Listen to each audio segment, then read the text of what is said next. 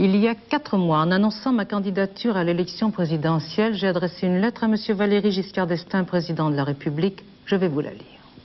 Monsieur le Président de la République, lorsqu'en 1974, j'ai soutenu votre candidature avec tous les moyens dont je disposais, je voulais éviter à notre pays l'arrivée au pouvoir des communistes qui utilisaient alors le cheval de Troie de la gauche unie. J'espérais aussi que votre compétence vous dicterait les mesures appropriées pour mettre l'économie française en état de défense devant les périls qui la menaçaient.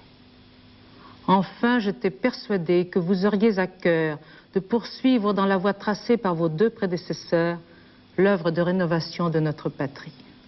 C'est parce que je vous ai aidé que je peux vous dire aujourd'hui ma déception, ce que je pense de votre politique et de l'exercice personnel du pouvoir que vous pratiquez.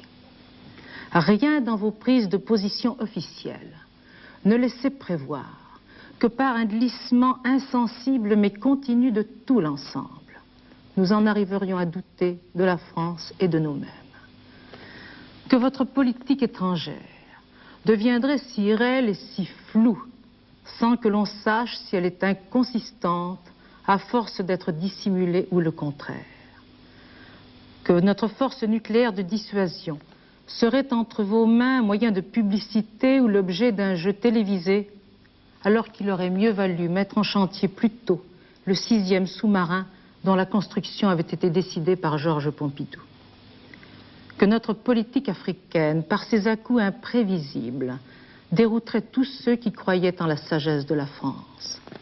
Que notre politique économique, confiée à une cohorte de technocrates irresponsables, mais fort imbus de leur science et de leur savoir, deviendrait tellement embrouillée qu'elle décourage par sa complexité et son inefficacité les efforts de ceux qui veulent entreprendre. Que l'administration, laissée sans commandement et sans contrôle par les ministres responsables, s'occuperait de vétilles qui accablent les contribuables et compliquent à plaisir la vie quotidienne des administrés. Que la justice et la police seraient si complexées qu'elles hésiteraient souvent entre sévir ou fermer les yeux, si bien que se faire rouer de coups le soir au coin d'une rue ou être la victime d'un cambriolage ne soulève plus aucune émotion et que seule la mort de la victime, ou pire celle de l'agresseur, excite encore la compassion. La liste est longue de cet effilochage, de notre volonté, de nos moyens, de nos structures et de l'état d'esprit de nos concitoyens.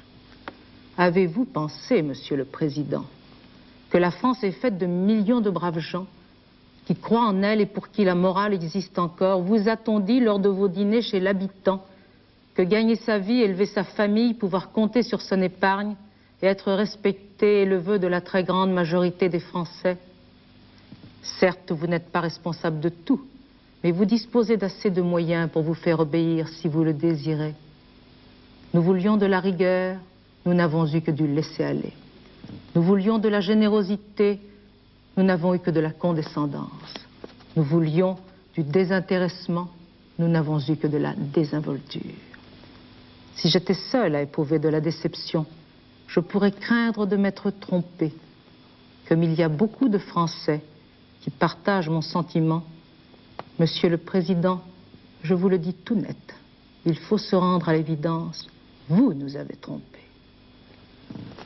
Vous voyez que j'ai maintenant quelques raisons d'être votre adversaire, et avant d'entreprendre une campagne qui sera sans doute rude pour moi, mais qui le sera peut-être aussi pour vous, je tenais à ce que vous le sachiez.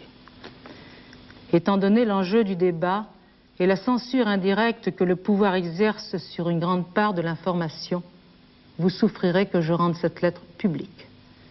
Veuillez agréer, Monsieur le Président de la République, les assurances de la très haute considération que je dois à votre fonction.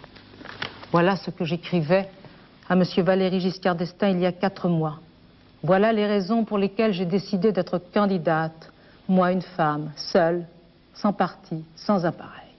Mais si je suis ici ce soir, c'est que vous l'avez voulu, vous et les élus qui m'avaient mandaté pour être ici, car vous voulez la vérité. Eh bien, je vous promets, je vous la dirai, et ensemble, au cours de cette campagne, nous la chercherons.